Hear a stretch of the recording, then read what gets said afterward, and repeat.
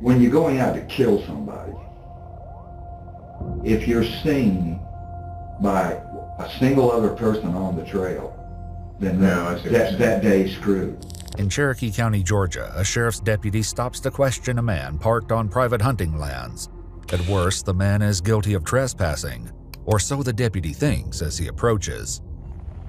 Good, yourself, sir? What you doing out here? Well, you're the fourth person to come along. Am I? And asked me that. I guess they called you, didn't they? Yes, they did. I just wanted a place to camp because I'm on my way to Cutter. I'm leaving. As a matter of fact, I'm getting my maps together. I got to buy some maps right now. That's why I just came out to let you know this is lease hunting property, and they're very strict about who I see that. But behind this man's friendly demeanor is a calculating predator hiding bloody secrets and a lengthening trail of bodies. Life has been sweet. We got to document it. Look, I'm taking a picture of what I'm come for immortality right here. If there's deer hunters around there, I can be wearing a purple shirt, that red backpack, and they're going to tell me I'm going to get shot. But, that's a common threat. When you say, I won't kill anyone today, we'll just go hiking with my dog, have fun. We're doomed anyway. I'm leaving. I'm getting out of here. God almighty. Can I get your ID real quick? Yeah, you sure can. You see that fanny pack right there? Yeah. Are there any weapons in that fanny pack? Absolutely not, and I'm going to bring it to you. The deputy follows the man back to his van, never suspecting for a moment that he is in the presence of a cold-blooded monster who was killed before and whose thirst for violence has not been quenched. And when you get down to the bitter end, you ignore all the rules you set, which I did. Oh, I do have an expanded command lane right there. Don't get nervous. The following report is based on official police records, and most of the footage has never been seen before until now. The first sign of trouble in Leon County, Florida comes when 46-year-old nurse Cheryl Dunlap doesn't show up for her Sunday school class. But it's not until she misses work at Florida State University the next day, December 3, 2007, that her friend reports her missing. Her adult son goes by her house, hoping to find an innocent explanation. The dog was still in there. What was your first thoughts? This ain't good. She's been missing for 2 days and that dog is still in there. That dog is everywhere with her. And if she's not taking it, she makes arrangements for it to be taken care of. Now, that dog was my brother, if you will. Police soon realize that no one in Cheryl's life has heard from her since the morning of December 1st, 2 days earlier, when she told a friend she was going to the library. She was logged into the Wakulla County Public Library's computer system at 9:45 that morning, and she cashed a check for $100 at 11:15 a.m. After that, police know nothing. They ask her friends if she might have suddenly decided to leave it all behind. She wanted to travel. Literally, her actual words was, she said, Laura, she said, I really want some adventure in my life. But she also said that she wanted them through missions. The first thing that comes to mind when I think about Cheryl is godly. You hear about people that are Christians, but she was the type person that she really, really, really tried to live this Christian life. I mean, the way the Bible said. The idea that Cheryl walked away from her job, her friends, and her 2 sons doesn't seem likely, and the likelihood dims that afternoon when Cheryl's car is found parked off the road near Leon Sinks Geological Park. It's been abandoned. There's no sign of Cheryl or anyone else. Then we got the call, said they found the car while we were there at the house. So we went there. I just sat there watching them process it for a little while. And I had heard over the radio that there was a foul odor coming from the trunk. So I wanted to go to see myself if it was or wasn't. So I stood around there and I couldn't smell nothing. So. But there are troubling signs. Her purse and keys remain in the vehicle. Her belongings are scattered across the seat, and one of the rear tires is flat. When police take a closer look, alarm bells begin to sound. The tire appears to have been deliberately punctured. Signs of foul play are mounting, and it has Cheryl's friends in turmoil. I've lost a brother suddenly. I've lost a sister. I've lost my mom and dad. And nothing has shaken me like this. Absolutely nothing. Her son, meanwhile, reflects on a memory he fears may haunt him forever. I started trying to call her and ask her opinions about what I should do with my life. She didn't have her phone on that day. And I was outside building the pen when she called back. And I told her I couldn't talk right into. was this? A couple of weeks ago. That was the last time you talked to her? I didn't even talk to her. But that's the last time you heard from her? Cheryl Dunlap's picture is splashed across the local media. A couple reports seeing her at Leon Sinks on the afternoon of December 1st, sitting on a bench reading a book. From that point forward, her whereabouts are unknown. That is, until police learn from Cheryl's bank that her ATM card has been used 5 times between December 2nd and December 4th to make withdrawals totaling more than $700. So if someone used the card, they would have to know it or either get it from her. It wouldn't be where they could just look at it, see it. No. Probably the only way that she gave up that PIN number was either they threatened her life or her grandbaby's lives. Investigators head to the bank's main branch to see if there's video, while also looking to the public for help. Do you remember seeing a gentleman that might have roused your suspicion at all? No, there's a lot of people come in here that rouses my suspicion. I look at every one of them. Police have a long investigation in front of them, but what they see at Cheryl's bank makes it clear that there's no time to waste. In video of her recent ATM transactions, detectives see what they feared most. It's not Cheryl Dunlap using the ATM, but a shadowy figure wearing a disturbing homemade mask. Investigators note that the man is tall and thin, but that's not a lot to go on, even for those who know Cheryl best. Any suspicions as far as people? I can't imagine anybody. I mean, my mom's that type that everybody loves her. She doesn't have any enemies. She's not a Lulu that she just go disappearing. Even the description of the guy on the ATM machine, I can't think of anybody out of description. Skinny, tall, lanky. Can't think of anybody. The identity of the man behind the mask remains a mystery. But a month later, more than 300 miles to the north, another woman would suddenly vanish. And this time, the monster wouldn't stay in the shadows. On January 1, 2008, a 24-year-old Georgia woman named Meredith Emerson leaves a note for her roommate before heading off on a hike with her black lab, Ella. When she still hasn't returned by the next morning, her roommate files a report with the Union County Sheriff's Office. Meredith's boyfriend goes looking for her car, which he finds in one of the parking lots at Blood Mountain, one of Meredith's favorite hiking spots. He leaves a note on her car and, with the eventual help of friends and police, begins searching the trails and the surrounding wilderness. Soon, news of her disappearance is statewide, as an investigator with the Dawson County Public Defender's Office told EWU. It hit the papers here because where she went missing is not far from here. So the county was put on full alert. I mean, we were aware of the case probably as soon as she was declared missing. But despite the intense search effort, there's no sign of Meredith. Investigators talked to several people who saw Meredith on the mountain on New Year's Day, and it turns out they noticed something else as well. An older man lurking nearby. One witness says he even came across a suspicious scene a few minutes after seeing the two. A disturbed portion of the hiking trail, as if there had been a struggle. Left behind on the ground were several items, including water bottles, a dog leash, and most ominously of all, an expendable police baton.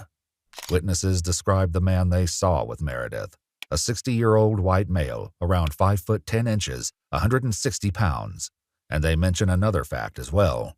He had a large reddish dog with him. Police share these details with the local media, and the tips start rolling in. Could this man be responsible for Meredith's disappearance? Could he even be the same sinister figure seen taking money out of Cheryl Dunlap's bank account a month earlier? The cases are eerily similar. 2 women, alone by themselves on national forest land, and now both of them missing. In Leon County, Florida, the tips in Cheryl's case are beginning to take on a familiar shape. Ran into this man and his white van, and his dog started barking at us. A big dog, kind of reddish, brownish hair, long hair, I guess. Again and again, witnesses come forward to describe a very specific man they saw in the area, and most of them agree that it was late November 2007, only days before Cheryl Dunlap went missing. And we saw an old man, skinny, I remember he was skinny, looked homeless, walking towards us. A gentleman was standing in front of it and said hello, and he engaged in conversation immediately. I noticed stuff strewn around the campsite, and the most prominent thing was a beautiful dark red Irish setter. This gentleman with his dog approached me coming out of the woods, and it made me nervous. He had this big long knife strapped to his side. The dog was looked like a golden retriever, but it was like a dark rust color. Probably 5'9", 5'10". He's an older man. Scruffy in the face, maybe missing a couple of teeth in the front. He gave me the creeps when I saw him. He weirded us out so much that, I was just joking, completely joking around when I said this, but when we left, I was like, man, that guy's killed like 10 people. An older man, a white van, a red dog.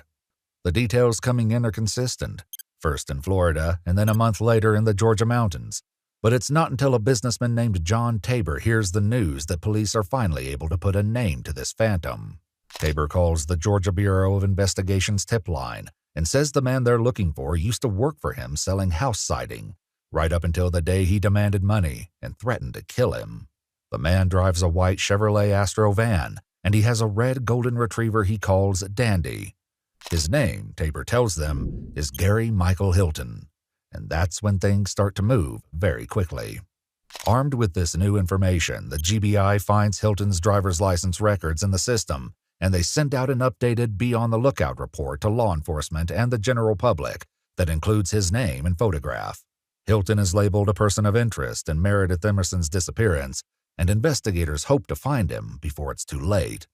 Unfortunately, in the Florida case of Cheryl Dunlap, hope has already run out. I drove up in there to where I like to walk the dogs in, and I seen some buzzards fly up just right beside the road.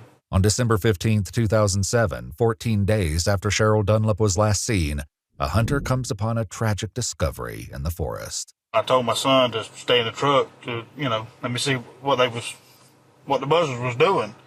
And I walked out there, and it appeared to be a human body. At first, all I could see was just maybe the torso. I didn't see a head. All I could see was from maybe neck to waist. Okay. And I thought it was a deer to start with. And when I looked at it, I seen the leg and the foot sticking out, and I knew what it was then. The body is nude and is already significantly decomposed. It is found deep in the forest off the main roads. It appeared to have been somebody tried to cover it up. Police find the body covered in tree limbs and palmetto fronds from the surrounding woods, but that's not enough to hide the damage that has been done to this woman. Her hands have been removed. Her nipples have been cut off. She's been decapitated and left out here to rot. Because of the advanced decomposition in the missing head, the medical examiner could only label the cause of death as undetermined homicidal violence. 4 days later, the Leon County Sheriff's Office holds a press conference to announce the grim news the community had feared. The body in the woods belongs to Cheryl Dunlap. Authorities in Georgia are desperate to catch up to Gary Hilton before the same fate befalls Meredith Emerson. On January 4th, 3 days since her disappearance, there's a development. A black lab is spotted walking into a Kroger supermarket in Cumming, Georgia. It's chipped, and before the day is through, they've identified it as Ella, Meredith's dog. When Meredith's father speaks to the press, he says, "We're happy that Ella has been found, but Meredith is still out there." Later that day, a woman reports that Gary Hilton called her wanting money. The return number comes from a payphone, and police quickly track it to a Quick Trip in Cumming, just across the street from where Ella was found. They process the payphone for evidence, but it's what they find in the nearby dumpster that gives them a shock. A woman's purse, bloody clothing, and a wallet with identification cards inside. The driver's license and student ID cards belong to Meredith Emerson. If the hunt for Gary Hilton could ever become more intense, it just did. And that night, police get the 911 calls they've been hoping for. Hi, I'm calling from Cadenbridge Square Shopping Center, and I'm calling about that person, Gary Hilton, in connection with the woman that's missing. A man matching Gary Hilton's description has been spotted at a Chevron station in Chamblee, Georgia, approximately 30 miles south of Cumming. But I'm walking my dog, and at the gas station up here, there's a white van and a red dog wandering around like his red dog. It's definitely him. The van is there. The dog is there. I saw his face. He's got a whole bunch of stuff he's pulling out like he's living out of his van, pulling out and organizing his stuff in his van. And He's throwing stuff in the dumpster here. He's making multiple trips back to his van and getting out and taking it to a dumpster. 114 and unit, Sergeant Crow. We're around to that location. Set a PIB. It's definitely him. He's looking around like he is as guilty as sin. He's going to be gone if somebody doesn't get here. I can go take him down if you want. No, sir. Stay right there. Okay. He looks like he's finishing up. You guys got to hurry. Oh, I'm just shaking. Here we go. Here comes the cops. Yes. Yes. Police are there? Yes. Yes. They got him. Hilton goes flat on the ground immediately and is taken into custody. The police also secure his van and his now famous red dog, Dandy. But while the arrest goes off without a hitch, every officer on scene can see for themselves the unsettling truth. Meredith Emerson is nowhere to be found. Hilton is taken to the Georgia Bureau of Investigation, where he lies prone on the floor, unwilling to cooperate and complaining of pain from multiple sclerosis. Mr. Hilton, my name's Clay Bridges. I'm a special agent with the GBI. Over the past couple of days, I've come to know you pretty good. I've spoken with numerous people who say that you're extremely healthy, extremely smart, very intelligent, almost genius level. I would prefer to talk to you if you were kind of sitting up and I could look at you a little bit. And I understand that you're a distance runner and that you are a very healthy individual. With Hilton unwilling to answer questions, the agent says something that is perhaps intended to get a reaction. Well, I tell you, it's a whole lot warmer down here than it was up on Blood Mountain. But Hilton doesn't take the bait, and neither the GBI nor the doctors can get him to talk. We're going to take really good care of you, okay? Basically. Like you already have. Yes, sir. Do you feel like you've been mistreated? Yes, I have. When was the last time you had a good meal? I'm through talking to you. I'm making those statements. I don't want to be interrogated anymore. Well, if you don't want to talk to me, then I'm going to make the decision that right now you're not an immediate life threat and that you could possibly stay here with these gentlemen, continue doing with them what they need to do with you, okay? Put me back in the handcuffs. There are many signs that Hilton has been in an altercation, including a cut on his nose and a badly swollen right hand. GBI agent Clay Bridges leaves Hilton with a final thought. Remember what I told you about that, about Meredith? You need to go ahead and just tell us where she's at, okay? That's so much more in your favor. Aside from it being the right thing to do. Hilton isn't moved by this appeal to his conscience, which is perhaps not surprising if he's the man guilty of killing Cheryl Dunlap in Florida. And the evidence is growing. The tips keep coming in Leon County, and police search campsites near where Hilton was reportedly seen. At one, they make a horrifying discovery: a burn pit, amongst which they find charred finger bones and skull fragments. The limited remains make DNA identification impossible, but police are almost certain that the remains belong to Cheryl. And it won't be long before evidence in the Meredith Emerson case draws an undeniable line between the two women. With Hilton unwilling to talk, police in Georgia focus on his van. Since Hilton has been living in the Chevy Astro for a long time, there's no shortage of things to look through. And along the way, they come up with a fascinating discovery: a Sony digital camera and several memory sticks containing some very interesting videos. Look, I'm taking a picture of what Andy. Come for immortality right there. Good. The camera's right there. As Pruitt would say.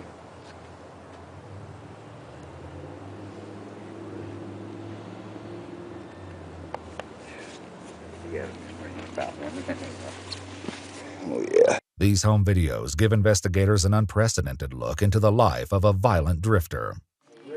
Yeah, he's just a real red, and he has that Irish confirmation also. Okay, come on, honey. Let's get. Good boy. Now you got to stay out here. Okay, now we're going to get ready after he's greeted, and we'll be all happy. You got to stay right here, Wawa. You do. The police will soon discover much darker recordings on the memory sticks. For now, they charge Gary Hilton with kidnapping in the Meredith Emerson case. It remains to be seen if additional charges will follow. As police transport Hilton to the Union County Jail in Georgia, his attitude has improved, but his willingness to answer questions about Meredith's whereabouts has not. You guys are pissed at me, so hey, I ain't. You get the cops pissed off, man. You must be bad. All right, now you ain't gonna do nothing squirrely on Oh, us, right? yeah, like I can whip you. Sure. He's sitting there with one gun in the holster and the other in his seat. I mean, Jesus Christ. He's gonna turn around and cap me.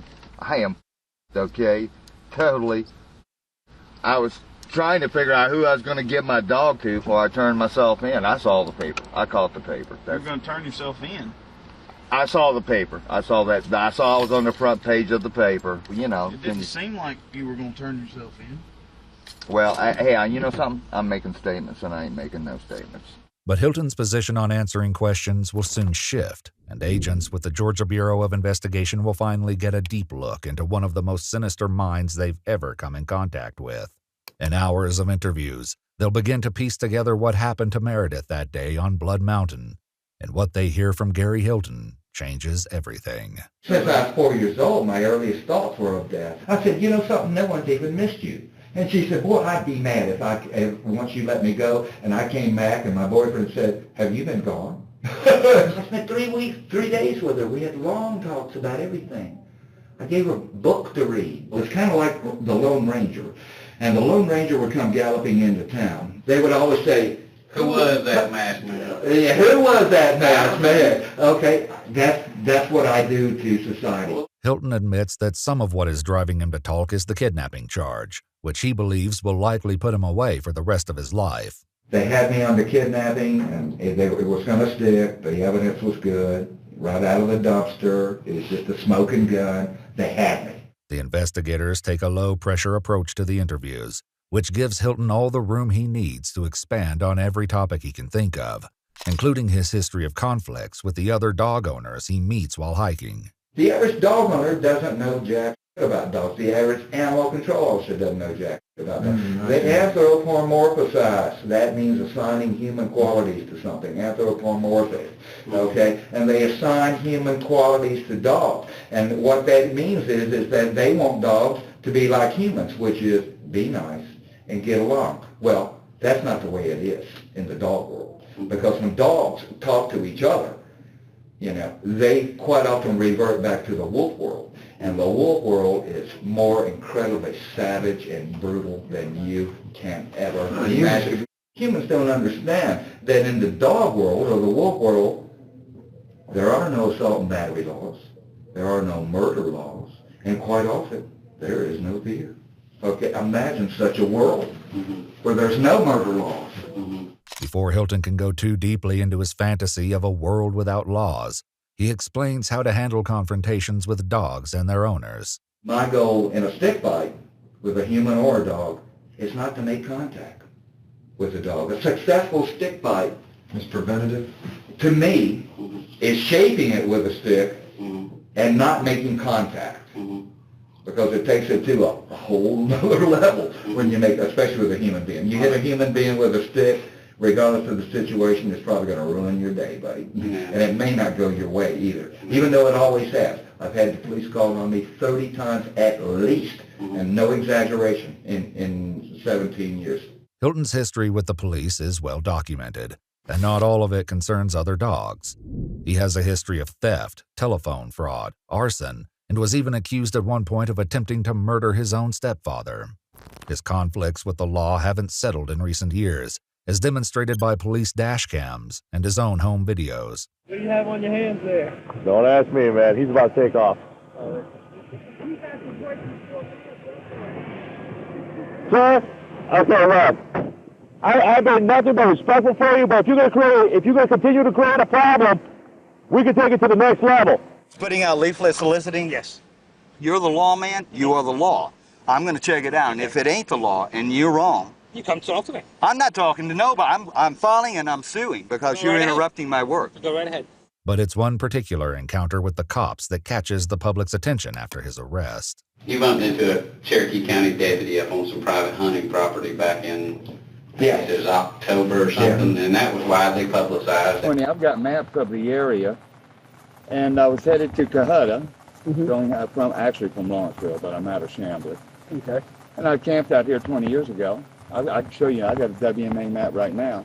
You may have. 20 years ago, Yeah. it probably was okay. When the footage comes out, cops working the Cheryl Dunlap case notice the cap Hilton is wearing. It bears a striking resemblance to the one in the ATM footage from Leon County. You know, I just wanted to place a camp because I'm on my way to Cohutta. I'm leaving. As a matter of fact, I'm getting my maps together. I got to buy some maps right now. Did you hear, did he get on tape my joke about deer hunters? Yeah. What's the 3 reasons the deer hunter goes into? Yeah. I made that up. I'm a comedian too. But I have a little joke about these southern outdoorsmen. They come out in the woods for 3 reasons. One is to get drunk. The other is to poach, and the other is to change the oil in their truck. I'm sorry. I just stopped it.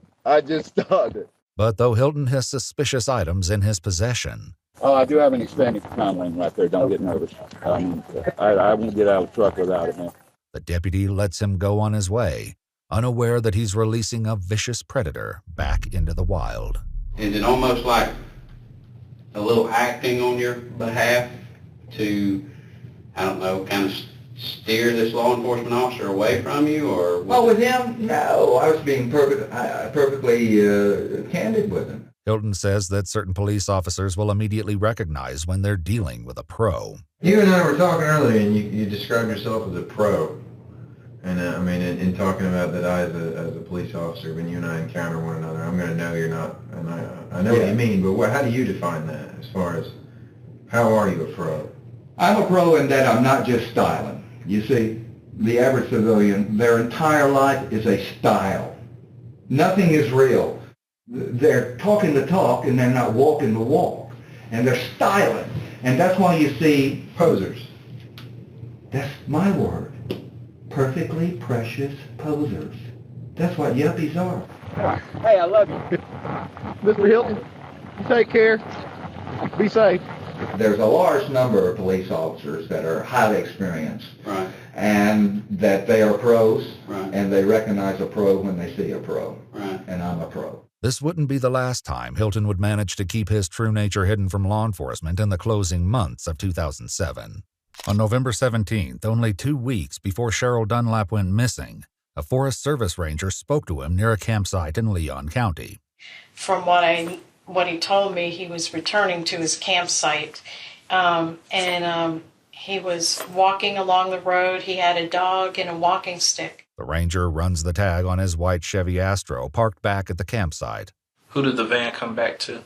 It came back to Gary Michael Hilton. It will soon come to light that Hilton already had blood on his hands before speaking to these officers. Nonetheless, he's in custody now, and then a series of audio and video interviews with the GBI, he will finally reveal the full story behind what happened New Year's Day on Blood Mountain. But anyway, it's a good place to hunt in that you have a huge selection. But it's a bad place to hunt in that you because they have a lot of people. So the way you would do it, witnesses. So the way you would do it would be to lurk in a blind, so to speak, off the trail, observe with binoculars, and lurk. But I didn't do that either because I like to hike. What I'd like to know is how accomplished of a hiker are you? Oh, I mean, you've been to. I'm going to tell you something. I want to tell you something. I've never met anyone, ever, and people are full of on this too, but I've never met anyone anywhere, any way, that has the time in the woods and the time on the trail that I have. I've never worked full-time anyway in my life, except for the U.S. Army. Hilton was enlisted in the Army as a young man before being discharged for demonstrating symptoms of psychosis, an early glimpse of the darkness to come. Did you know Meredith Emerson before the other day? No. Okay. At what time or when did you first become aware of her, or when did you first see her? On the mountain, at the intersection of the Herbert Reef Connector Trail and the AT, at that intersection. How did you strike up a conversation with her or whatever? Dogs, you know, people that have dogs, dogs are going to meet. And anytime I encounter someone with a loose dog specifically, which both of ours were, a larger dog, I immediately determine the sex of the dog because I have a male, and I don't allow my dog to meet adult males. So you asked her what sex her dog was? Or, yeah, that kind of thing. And she stopped at that location to eat and eat some trail mix and to give her dog water. After a brief exchange, the two continued hiking, and the 24-year-old athlete quickly put distance between herself and Hilton. But soon enough, Meredith would come back down the trail, and this time, Hilton would be ready. Did you form an opinion at that point, or did you form an idea at that point that you wanted to abduct her at that point? Yeah. Okay. This was driven really by nothing but, well, the desire to obtain her card. That was the sole purpose? You wanted her card? And rather than pick a guy who would, or a couple, with a guy who might really fight, you know, because if you want a card and PIN number and the guy fights and you got to kill him, well, where are you at, you know?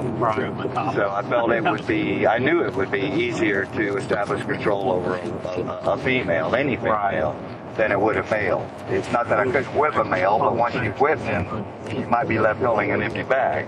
Hilton's aside about his ability to take on a man is perhaps unsurprising given his many thoughts about masculinity and the differences between the genders. But that's what a woman wants you to do as an adult, is to play house, okay, and to have children. How many 9-year-old boys, now, don't get me wrong, I understand that for many men, having children is the greatest thing in their life, but nevertheless, how many 9-year-old boys have you known that have said, oh, you know, I don't want to be a soldier or a pilot or an astronaut, I want to grow up and have a family. Bullshit. You may look at any man's home. It ain't a man's home. It's a woman's home. And what is this man thing? Having a nice lawn. Oh, Jesus Christ, give me a break. Out there cutting grass and digging in the dirt like an animal. According to Gary, it all comes down to an imbalance of power. Part of my dislike, or I wouldn't call it hatred, but almost, for women is that they have all the advantages. And if that's how they get men to do what they want them to do. Oh, yeah. Always. Yeah. Either you do what I want, or in the end, I'm going to give it to someone else. For women to threaten to give it away, that's what I mean. And for them to let you know that they could give it away, and they have given it away, increases the value of it. However, it's marketing. But a sophisticated woman understands that to threaten to give it away increases the value, and actually giving it away to someone else decreases the value. And some women aren't smart enough to know the difference, and they up that way. It's not just Gary's thoughts on women that cast doubt on his narrative that he only confronted Meredith for her bank cards.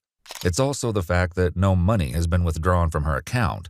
But as the investigators soon learn, Meredith Emerson is not a woman to be trifled with. The act occurred, the demand occurred at the point where the water bottles and baton were found in Ladies and Dog Street. That's where the demand occurred. Okay, and by demand, what do you say? What did you say? Credit cards and PIN number. Okay, and when you did that, and when you said that, did you produce the baton, or no. what did you produce? A knife, bayonet. The bayonet is probably still up there. I lost control of both. She fought. And as I read in the paper, she's a martial artist. I read in the paper she practiced martial arts. Okay. And she fought. And she grabbed the knife. Okay. I lost control of the knife. Okay. And she grabbed the knife blade and very slightly cut her hand on the webbing between her thumb and forefinger. I was not aware of that till later on. And I said, where'd you get that cut at? She said, when I grabbed the knife. Okay. But she grabbed the knife and fought. Okay. And then I produced the baton. Okay. She fought that, and I lost control of the baton. And I'm good too with this girl. I think it was you probably. One of the GBIs said that little 120-pound girl about probably close to whip your. Well, she about did. But Gary can't admit that he was in any real trouble, not to the investigators, and perhaps not even to himself. It was not my finest hour.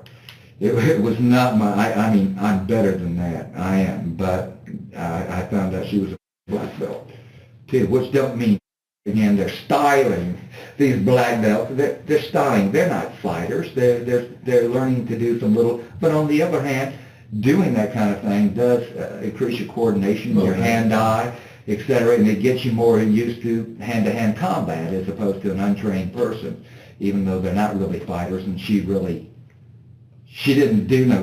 It's just that she was real quick with her hands and had no hesitation about grabbing weapons and everything. And not only that, she was hard to subdue.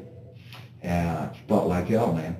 Fought and fought and fought and fought. And then once I gained control over her and got her 10 to 15 feet away from the trail on that little side trail I told you about, she started fighting again. But what Gary characterizes as a fight sounds more like a merciless beating.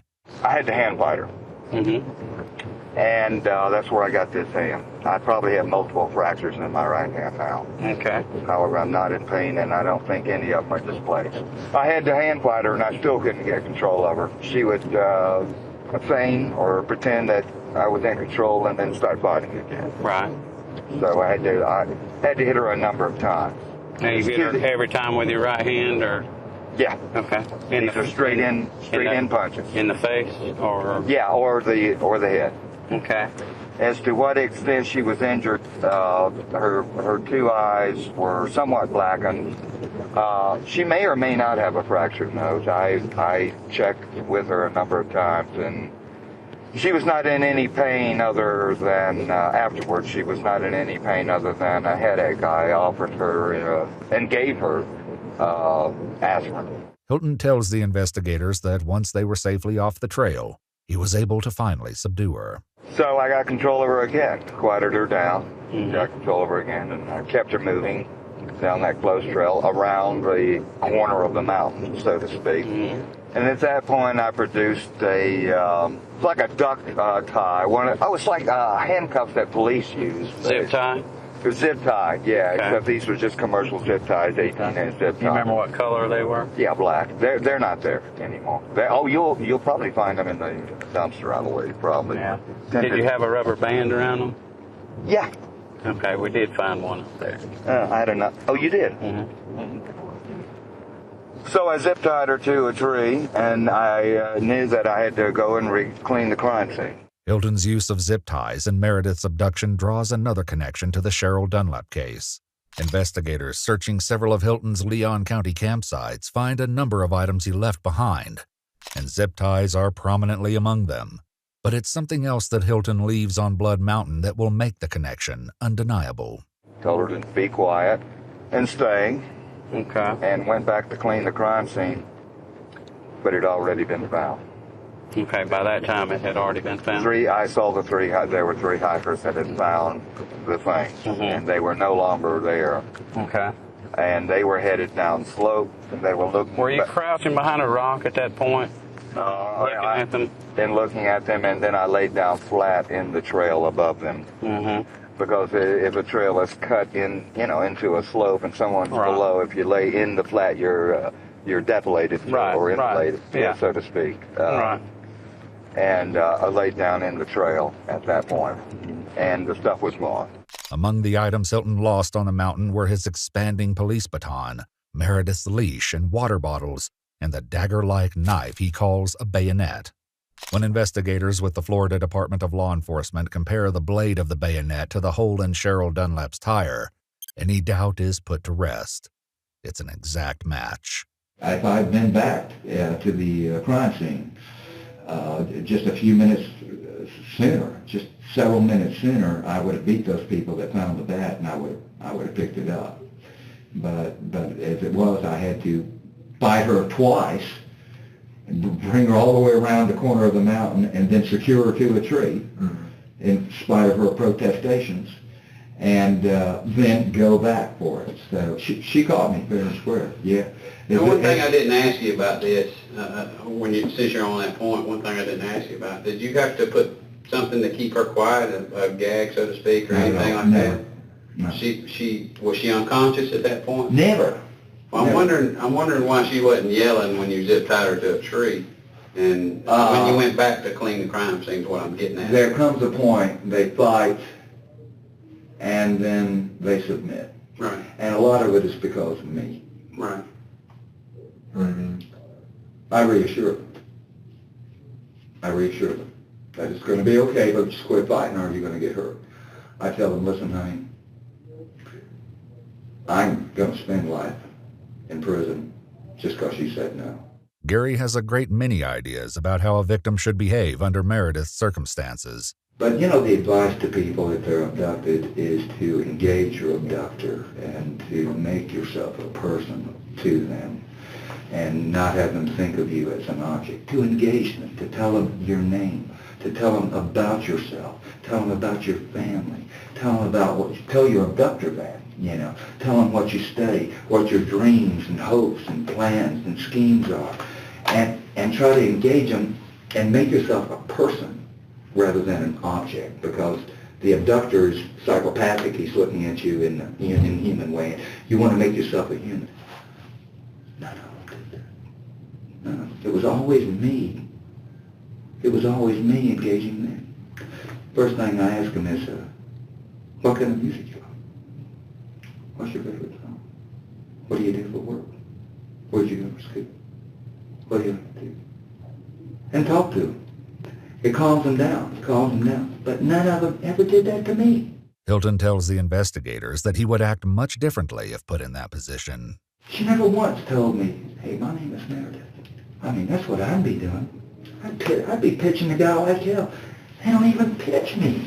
Like, really, I won't say a word, just, I'd be saying, hey, listen, hey, no sweat, listen, I'll tell them you had me blindfolded all the time. I didn't even see nothing. I don't know a thing. I have no good. Hey, I'm not even going to report this. Hey, just cut me loose, cut me loose as soon as you can. If I can get back for a big alarm is raised, I'll never even report. I'd be pitching the whole damn time. Meredith, who wasn't fortunate enough to have Hilton's instructions on how to be a victim, is subdued by other means. What did you do at that point?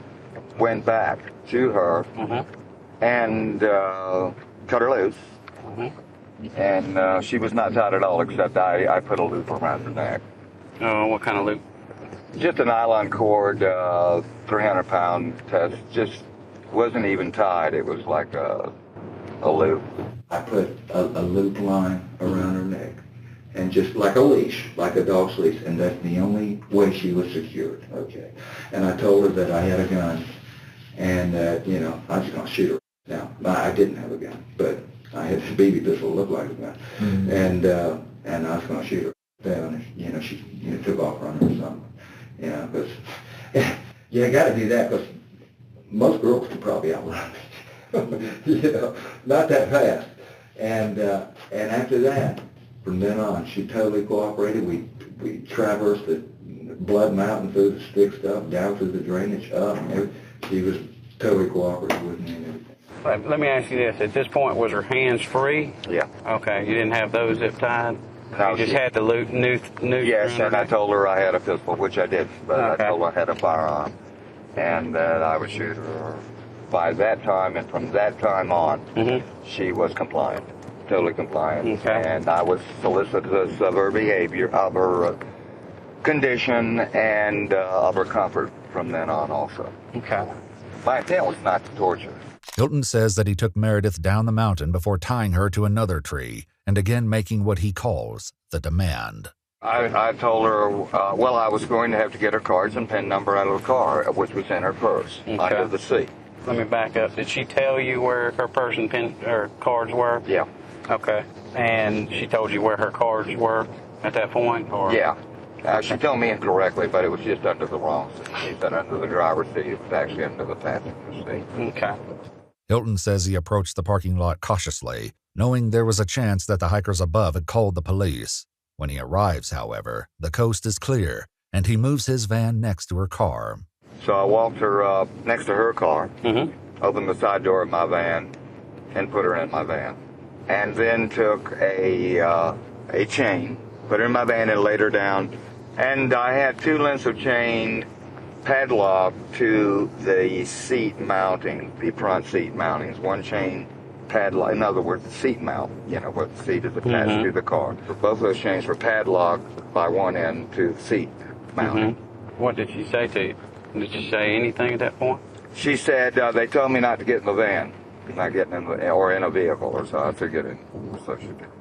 And then I determined from her where her purse was, which was under the passenger rather than the driver's side. Okay. Did you have to force her into the van, or did she cooperate at that point? No, she protested, but I mean, she was compliant from, there was no physical force at any time after that. Okay. After that, up on the mountain. Oh, okay. So she protested and said... they told me not to get in a vehicle. I said, get in the damn thing. And she went in? Okay. Gary says that after Meredith was secured by chains in his van, he put her dog Ella in her car before heading to nearby Blairsville with the intention of finding an ATM. But soon, Gary says he had a change of heart. Got several miles away as we were driving away, and she's still voicing concern about her dog. I wanted her to be calm and, you know, could be, and I knew she was anxious about her dog. So I said, well, do you want me to go back and get your dog? She said yes. So I turned around, went back, and got her dog. Of all the details Gary has given thus far, this act of kindness is perhaps the hardest to believe, and yet the investigators know that it must be at least partially true, because Ella was finally found in Cumming, nearly 50 miles south of Blood Mountain. Then again, Gary appears to have a compassion for dogs that doesn't extend to humans. People are enculturated and programmed to only believe that life is valid if they're doing it with others. So the problem with these poor loners, these sociopaths, is they're so programmed like that in spite of themselves, they don't know themselves. They don't understand that there's no hope for them. They don't understand that they're a round peg in a square hole and that they're never going to fit in. They don't understand that there's no way in the world that they are going to get real satisfaction out of a human relationship. I didn't understand myself until 21, actually when I got a dog. And all of a sudden I was no longer alone, and I didn't have that wrenching sense of loneliness and being alone, but yet there would be no salvation in the company of others. You're alone, your life is empty, alone, lonely, but there's no salvation or satisfaction in the company of others. It's a terrible, I see many, those are the worst kind of people. They're tragically unhappy. Of course, Gary's thoughts on the errors of humanity go well beyond sociopaths like himself. And there's a psychiatric school of thought that says existential anxiety is responsible for most of human neurosis. Yeah. Because we're the only... That bothered you back then? Since I was 4 years old, my earliest thoughts were of death and that I was going to die. Really? When I was 4 years old, I could place it because of the situation I was in when I thought it. And when I was 4 years old, I can remember looking at my hand and pondering the fact that this hand one day will be a skeleton.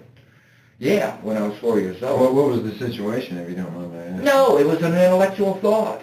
It was the awareness of my future non-being. Okay. The humans are the only animal that I know of that really has to cope with it, although it's really hard to tell.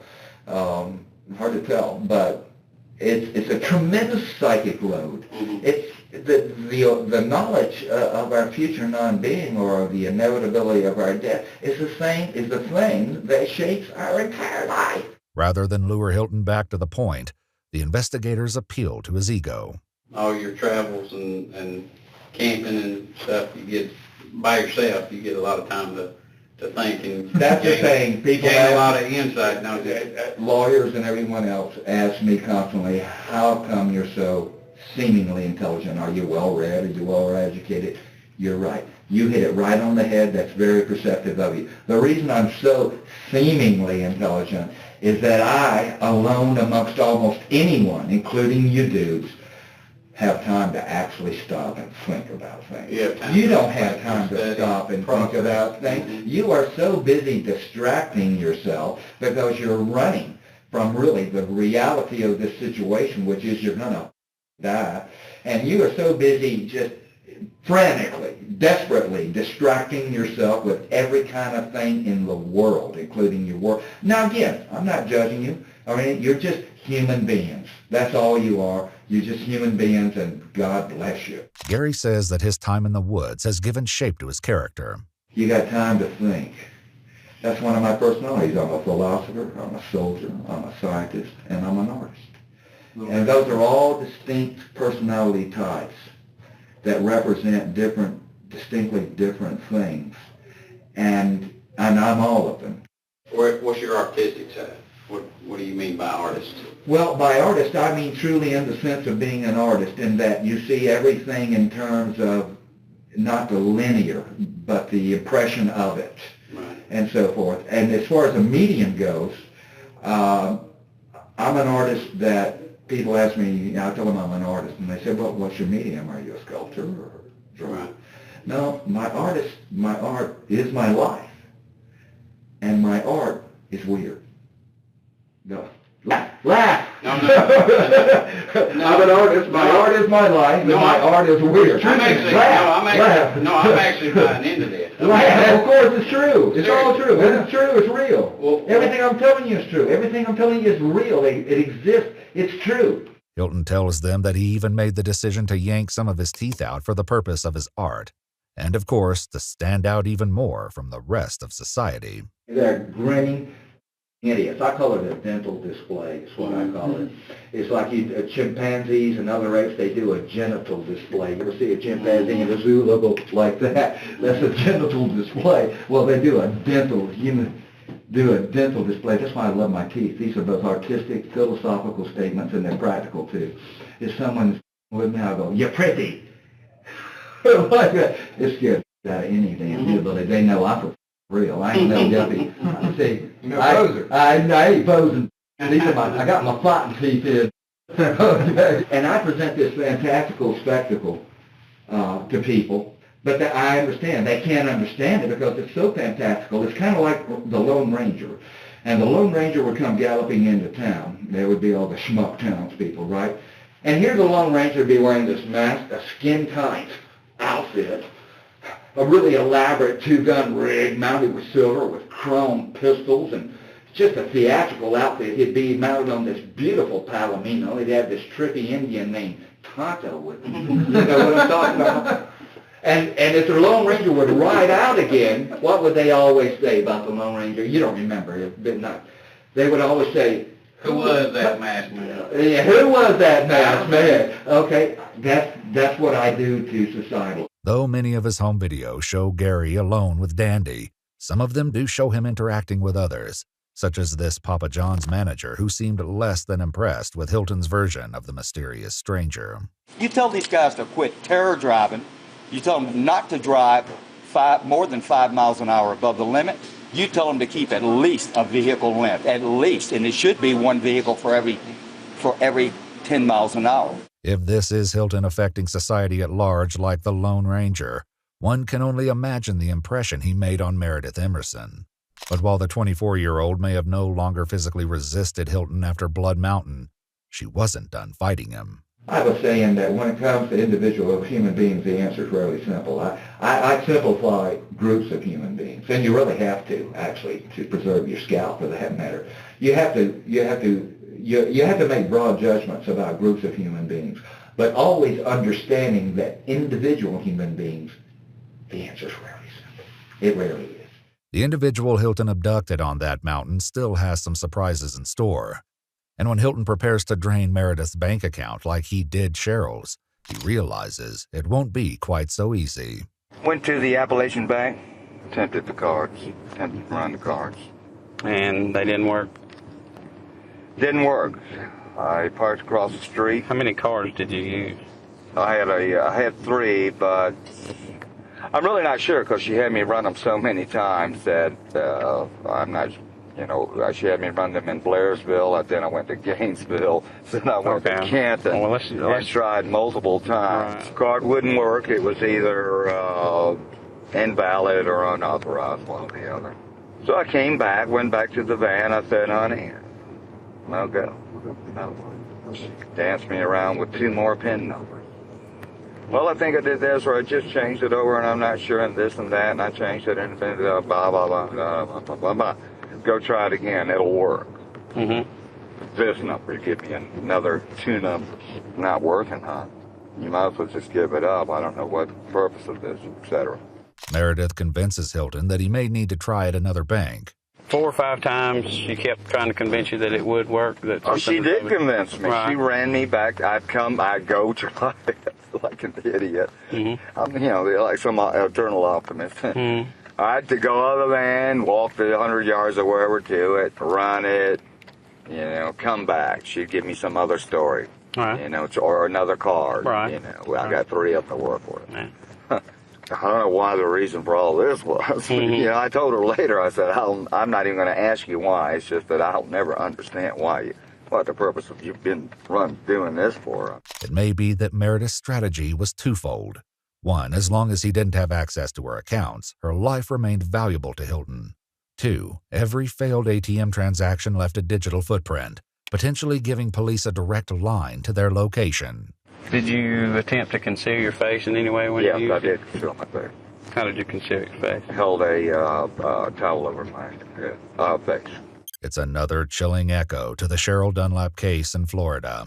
The only question is whether Meredith's resistance would allow her to escape Cheryl's grisly fate. So when you left the bank attempts down in Gainesville, which way did you go?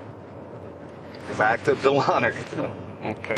Now it's too late, and I've had it. I'm like in the shape I am now, you know. With the MS, some days I can't get out of bed, and then some days I'm good for a few hours, and my time was up.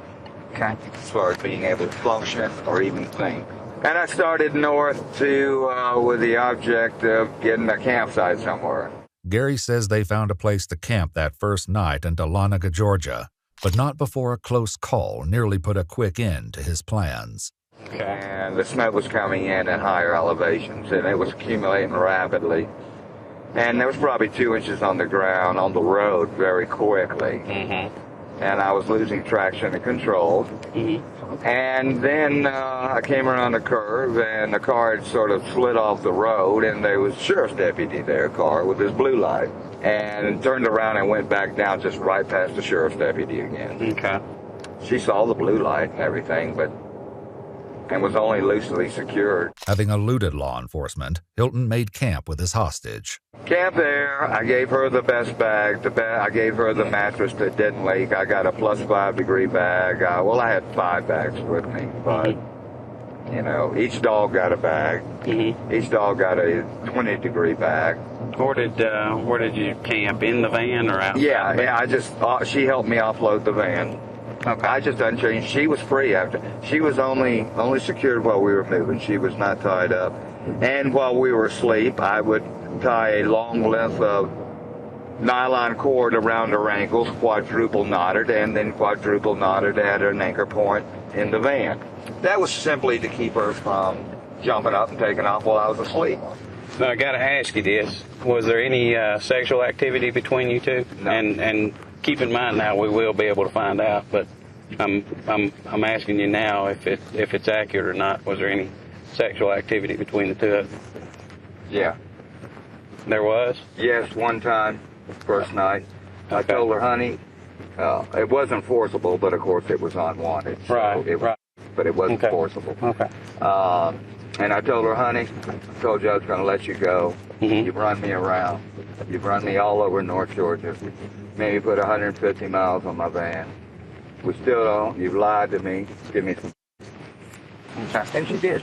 Hilton says that despite being abducted, beaten, and violated, Meredith was enjoying herself. She's not having a bad time. Right. And she's been kidnapped. Yeah. She wasn't in mental distress other than any kind of real. So this. I was solicitous of her comfort and everything else. It's hard to know if this is delusion talking or simply another reflection of Hilton's disdain for women. I mean, the last piece of I had, except for here, was in '89. Was in January of '89, and I never. You kind of dropped out of the game there. I was never so happy after I did that. Oh yeah. Well, once you stop getting led around by the, and we all are, all of us are. That's right. That's right. That's why we become less than men. That's why we start doing a woman's agenda. Well, I'm going to tell you something, and you take it from me. Really? No, you know what you're being fooled by? You're all being fooled. You're being fooled by a woman's instinct, not her free will. Her instinct is that of nurturing. Mm-hmm. That's because instinctually she raises the kids. And you're being fooled by her nurturing instinct, and she has a soft spot for kids and small furry animals. But I'm going to tell you something. You take it to the bank, pal, and you take it from a guy that begged professionally for over 20 years. The sex that is the most avaricious, accumulative, greedy, and heartless is women. Hilton seems to detect no irony, delivering this sermon on women before returning to the story of how he kidnapped one. I determined the next day that I would go to Canton. And one reason I headed in that direction is that I had a person I knew that I thought, a plan B would be to try to get some money from her. She was in that direction. I don't have any money. Mm-hmm. I had $45 on me and spent $30 of my last $45 on gas, so I had no gas, no money. But anyway, that's one reason I headed in Canton to Canton, so I could go on to Cartersville if necessary and try to get some money. Who is this person that you were going to get money from? If the person I was calling from the gas station were in Cumming, where the clothes were found. That's the call I was making. She refused me and hung up. With Meredith thwarting his attempts to steal from her, Hilton says he reached out to a man he used to work for. Let me ask you this.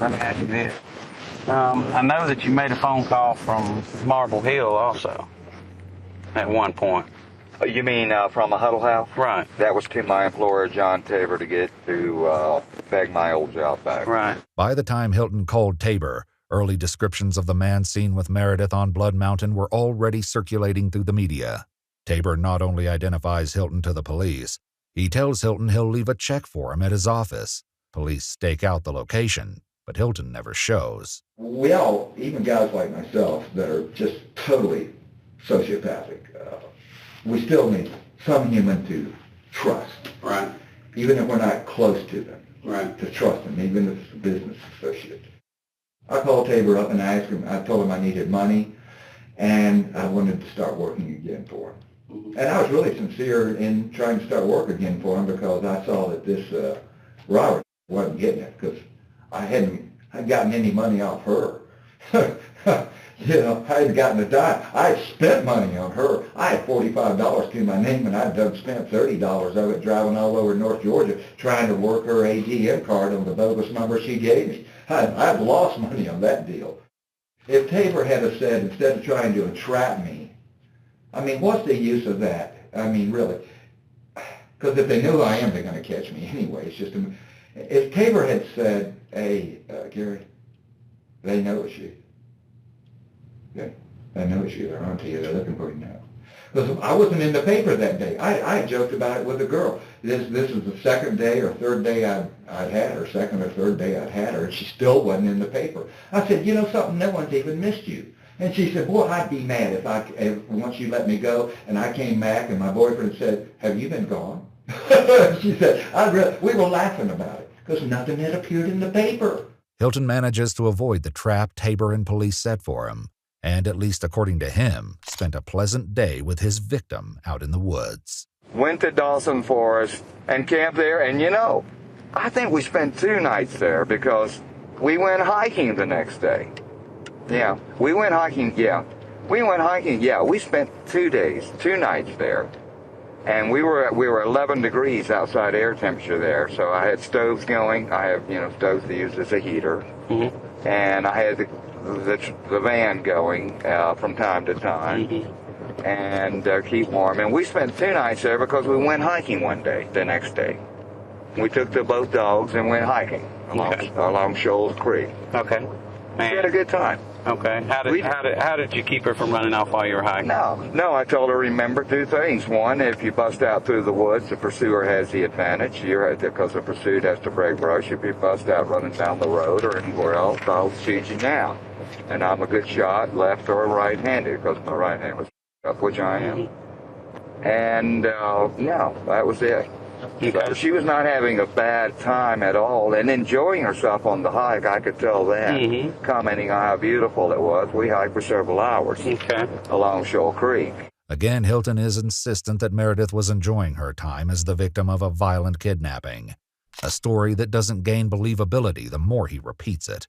And if his intention is to convince the agents that he has a heart underneath the cruelty, the conclusion to his story erases that possibility. And then the next day, we got up and told her she was going home. I said, I'm giving you all your stuff back. I had all her stuff backed up together. I made a point of showing her she always helped me load and unload, especially because my hand was messed up. And so in other words, consistent with being kidnapped, she was having a good time, other than, you know what I mean.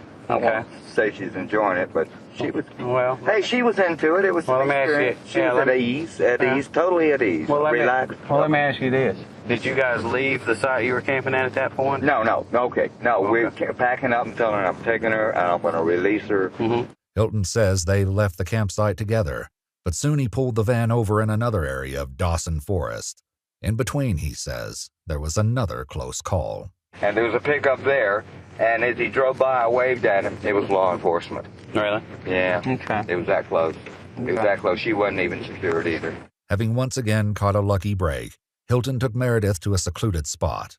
Walked her into the woods. Got 2 sleeping bags. I got a mattress for her to sit on, 2 bags to put over her, a length of chain, secured it to a tree, walked back to the van.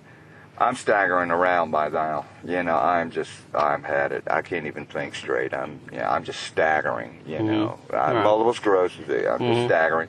Went, kind of got myself together, made some coffee and everything, walked back. And at that point she said, I was afraid you weren't coming back. I said, glad to see me, and she said, I was afraid you weren't coming back. I gave her a book to read and everything else there. But he grabbed something else when he was back at his van, an iron bar. At long last, Hilton reveals the horrifying truth. A truth police suspected from the moment they found the bloody clothes in that gas station dumpster. And I walked up and made as if to unsecure the chain, struck her with the bar. What bar? It was a jack handle, just a straight jack handle, the solid iron bar. Struck her with that. She said, no, let me go. Put her hands up. I kept striking her. You'll see some defensive wounds to her hand. Okay. She lost consciousness, and I kept striking her till ensure she was dead. Hilton says that Meredith had to die to ensure his freedom. Once you've taken someone, you're either going to kill them or you're going to get caught. It's as simple as that. In my situation, look at me. I got the dog, I got the van. I'm me. I'm famous anyway, regardless.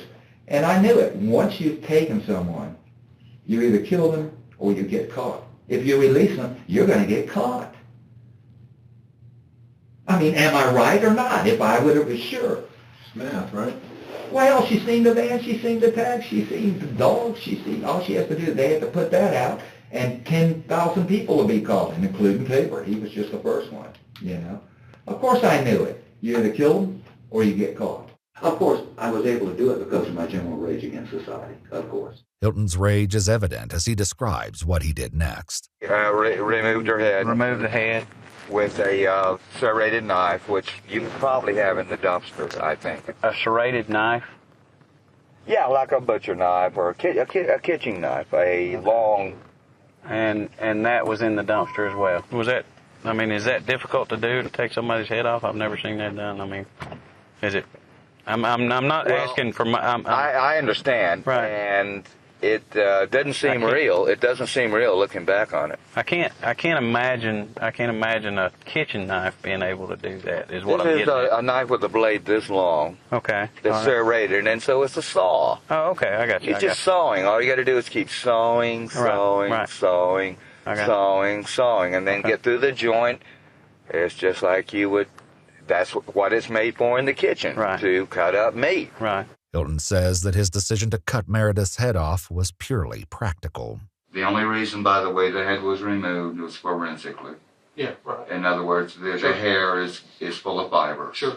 I poured liquid bleach all over her to any DNA, and I knew bleach would not destroy fibers, but that any DNA she may have picked up from my clothes. She'd been wearing my clothes for now, 3 days, right, or something, and she, and so I poured liquid bleach over her, and again, this is not done to preclude identification or for any other reason other than at that time I didn't know that I'd even been associated with it. So and I felt, I knew the body would be found sooner or later. A body in here sooner or later is going to come to light. Okay. It is. And this is not the first body that's been discarded. Hilton's last remark seems to go unnoticed, but one could reasonably wonder if the image in his mind at that moment was that of Cheryl Dunlap, whose decapitated body was left in the woods, just like Meredith's. Then I left, headed south to that gas station where I made the call to try to get some money. I'm down to, I think it was $18, something like that. I'm getting low on glass. This was incoming? Yeah, that gas station. I took her dog with me, and I found a location where I knew the dog would be okay. It's a bustling center. Right. And I knew that the dog would be picked up. And I also knew the dog was microchipped. How'd you know that? She told me. If I wanted to ensure that no one would associate the dog with her, I would have killed the dog. Right. But there's no way I could do that. Right. The investigators are left to wonder how it is that the serial murderer before them draws the line at the killing of a dog. But perhaps it's right in line with his life story. The ruthless wanderer with no regard for anyone other than his one trusted companion. He's my boy. He's my baby. Memory's probably gonna go any second. This is Tucker, yes, once more before we die. Totally Tucker. Yeah, me and the boy will run them this October. 92 almost daily. Yep, sure were. But we are having a good time. Dandy ends up being adopted by Nancy from the public defender's office, who told Iwu that the dog picked up some disturbing habits in his travels with Hilton. He would stalk people when we were walking. He would get behind a tree, for instance, and he would watch people. And I would tell him, we're not doing that. We're not doing that anymore. We're not doing that. Come on, we're not doing that anymore. After letting Meredith's dog free and coming, Hilton realized that he was a wanted man. If I had bought a paper that morning on Friday instead of that afternoon, she would have been alive. Because there my pictures on the front page, a color picture on the front page of the AJC, looking for me and everything. I wouldn't have killed her. I mean, for Pete's sake, no. Hilton was arrested only a few hours later at the Chevron in DeKalb County. But while the manhunt was finished, the story was far from over. Was this difficult for you at all to do this? As far as take her life, was it difficult at all? I mean, do you have feelings one way or the other about it, or were you just needed her for a necessity for you? No, but it was like an out-of-body experience. Okay. It was surrealistic. Of course it's surrealistic. Removing a head is just unreal. Right. Unreal. Mm-hmm. And, you look back on it and you say, that wasn't even real. Mm-hmm. I don't know what it was. I was just in... You might say an altered state. Okay. I just don't know. It was hard. Okay. It was hard. Okay. It was hard. You got to remember, we had spent several good days together, actually. Right. Actually, she did not have a unpleasant time. But Hilton says that he knew from the beginning how Meredith's story would end. I'm going to tell you right now, there was never any plan to let her go. Okay. I knew that if I let her go, I would be instantly ID. Once you've done it, you're either going to kill her or get caught. There's no other solution. It's not going to, And if that sounds cold and cruel, yeah, it was. Hilton's confession is thorough, but it comes at a high price. They agree to take the death penalty off the table in exchange for Hilton's guilty plea, his full confession, and one final piece of information they need to bring closure to this horrific case. What I'd like to do is let you now tell us where the body is and try to direct us to it the best you can, and because it's very important that we locate the body as soon as we can this evening. Hilton points out the exact spot in Dawson Forest on a map, but says the investigators may have a difficult search ahead of them. It's going to be a little hard to find. You're going to need a dog for this, I believe. Can you help us? Well, I'll help you. Okay. It's uncomfortable for me to go there, though. But I understand. If I'm going to help you, I'm going to help you. Hilton overcomes his discomfort and leads the investigators to Meredith's body, though they run into some minor complications on the drive. That's not media, is it? Oh, shit. Now, how in the hell are they down here? Oh, man. Jesus Christ. It's an indication of how much publicity this case has gotten, publicity that Hilton is only too aware of. I'm infamous. You are? My God. I mean, I've read a little of the news that my lawyers brought me a little bit, but almost, I don't really want to read it. It's true to curl your hair, man. They don't understand that except for this rampage, I was the injured party. I kid you not. And all of society trying to get me in trouble. If they had their way, they would tell lies to the cop. the cop would arrest me and send me to the penitentiary, take my dog away, and ruin my life just because they don't want to be wrong. Okay? It's as simple as that. You talk about cruel and heartless, man. And you talk about, hey, kill. You start getting that thing, you just rage against society. Hilton may be disgruntled with some of the coverage, but he also seems to take a certain pride in it, such as when he recounts how he handled the perp walk. Did you see the way did you see it on TV? Oh yeah, running. I'm the one that wants to do that. You see, I was leading them. And they'll open that door, another one will open that door, and I'm the one that just dives in head first, So kind of like a Hollywood celebrity that's been bad and now is trying to, you see what I mean? The more you limit it, the bigger demand it makes. Now, if I'd have come walking out like Eric Rudolph, they'd have said, well, he's a schmuck is all he is. But when I come, right, an idiot. But, when I come running out there and then dive into the car wearing the vest, it's a mistake. The cops send the press gathered near Dawson Forest away, and Hilton takes the investigators to the exact location of Meredith's body, only to reveal that he placed her head and clothing in a separate area down the road. Hi. As we walk, I'm going to ask you a couple more things, okay, if you don't mind. You said that there was one sexual encounter. Yeah. Was that the only one? Yeah. There wasn't anything post-mortem, right? No. Okay. Meredith Emerson's autopsy reveals a wide range of serious injuries consistent with Hilton's story. In addition to post-mortem chemical burns from the bleach, the medical examiner finds contusions and several broken bones. It's determined that she died of massive crushing head injuries, having been struck at least 19 times with a blunt instrument. At the site of her body in Dawson Forest, Hilton is asked one last question. This the first time you ever done anything like this before? Hilton's lawyer advises him not to answer, but soon enough investigators will know the truth. Hilton's reign of terror didn't begin with Meredith Emerson or even with Cheryl Dunlap in Florida. When did your rampage begin? Can I ask you that? I mean... Yeah, hunting. Right. Okay. Yeah. I started hunting in September. A federal investigation will reveal that on October 21, 2007, a retired couple visiting Pisgah National Forest in North Carolina had the misfortune of running into Gary Hilton. In a recent interview, Hilton said that he spotted John and Irene Bryant as they got out of their car, accosted them, and demanded their credit cards. When John Bryant refused, Hilton says he beat him with his police baton and pepper sprayed him.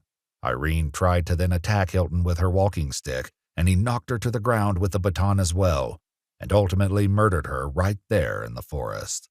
Her body was discovered a month later, but John's whereabouts remained a mystery for months. My attorneys informed me this morning that they had found a body in North Carolina. They found a skull and a pelvis, and it's off of Old Murphy Road, and it's on a Forest Service road. And they found the body, so maybe he's no longer missing. After kidnapping John Bryant and getting $300 out of his bank account, Hilton drove him to the Nantahala National Forest and shot him in the head. One may say, well, you're the one that chose to make money by killing. There's other ways to make money. There's bank robbery and so forth. Well, in retrospect, I regret not attempting a bank robbery. I really do.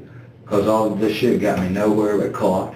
The authorities aren't able to precisely put his death on an exact date, but it happened relatively quickly because Hilton was alone 5 days after the Bryants vanished when that Cherokee County deputy rolled up on the afternoon of October 26th. What you doing out here?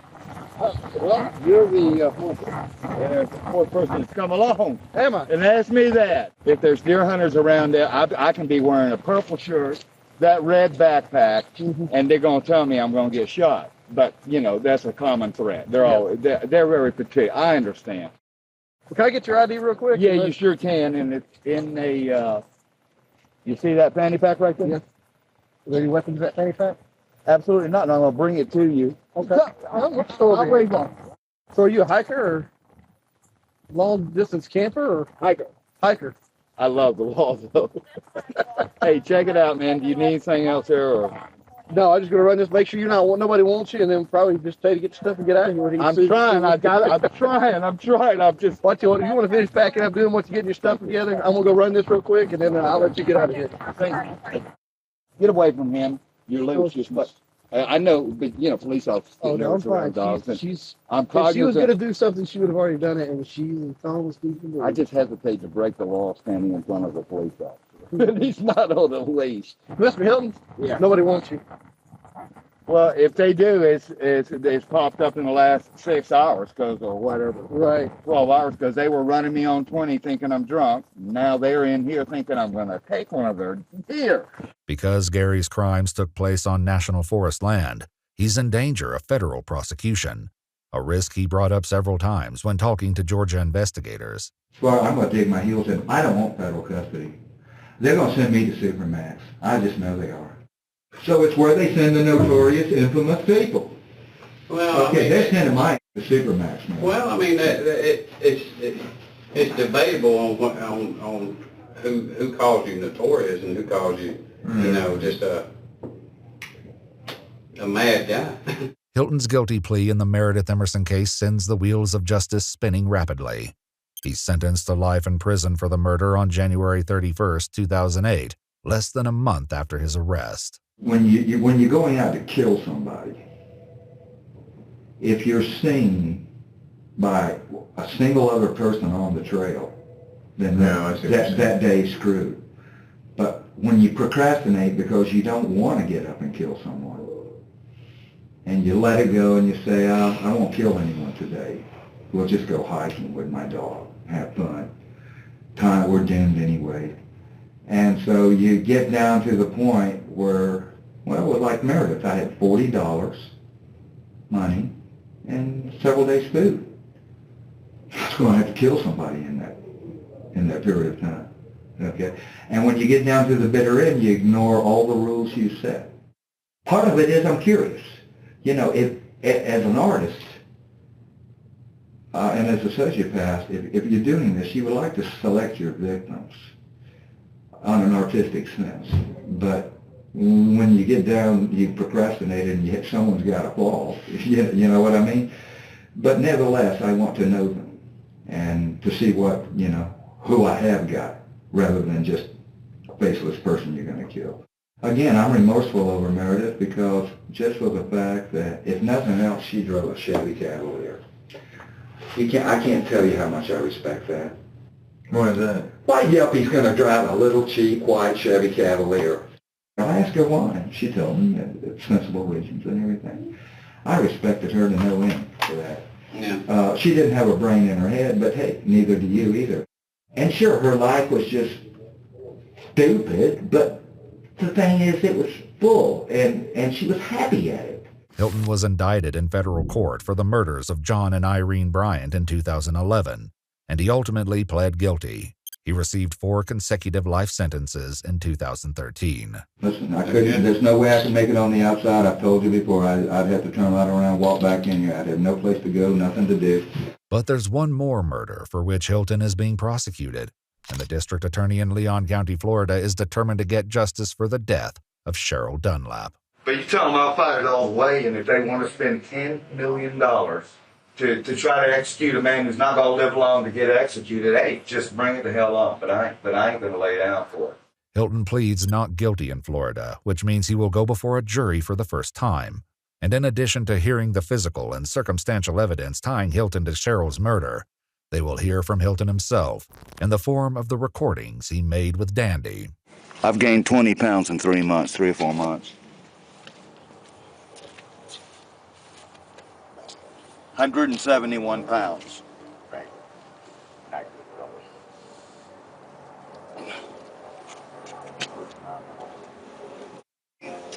You don't get any. But it's not Hilton's seeming attempt at a video blog that prosecutors want the jury to see. It's a recording from December 3rd, 2007, only 2 days after Cheryl Dunlap went missing. We'll get some good one of these days, boy. She wouldn't be good at it. That one there. That one there, she was. See, I had stuff hidden. We had it hidden. We had the stuff. There's a gun. There's guns hidden. I killed them with it. That silver. Going down here, and we're going to the park. Yeah, gonna go have a good time. Go to the park. Yeah. But first, I gotta go hide it somewhere else. The jurors also hear mention of a man named Samuel Rail, who was Hilton's lawyer and friend in the 1980s. Rail told Florida investigators that Hilton had been an advisor on a low-budget thriller he produced called Deadly Run. Hilton, he said, was the one who came up with the movie's premise: a serial killer who releases women into the woods so he can hunt them down and kill them like prey. Despite all this, Hilton appears to be confident about his chances when he spoke to another prisoner in the Leon County Jail. Man, the guy chopped a woman up, killed her dog up in Georgia and all that too, ain't you? Yeah, man, so you crazy or what? No, not crazy. I looked at him, he's got a little evil grin. I said, you gonna play the crazy card, ain't you? But the evidence against Hilton is powerful. Investigators have found Cheryl Dunlap's DNA in Hilton's van, and while they were never able to positively identify the bone fragments from the burn pit, they discover a cigarette butt at the campsite with Hilton's DNA. The jury's decision is unanimous. In April 2011, Gary Michael Hilton was found guilty of first-degree murder, kidnapping, and grand theft. In a 2025 interview, Hilton confessed to Cheryl Dunlap's murder for the first time, saying he abducted her off the trails in Leon Sinks Geological Park because he was running low on food. After running her ATM card several times over the coming days, he ended her life with a gunshot to the back of the head. The judge hands him the one sentence he's been trying desperately to avoid: death.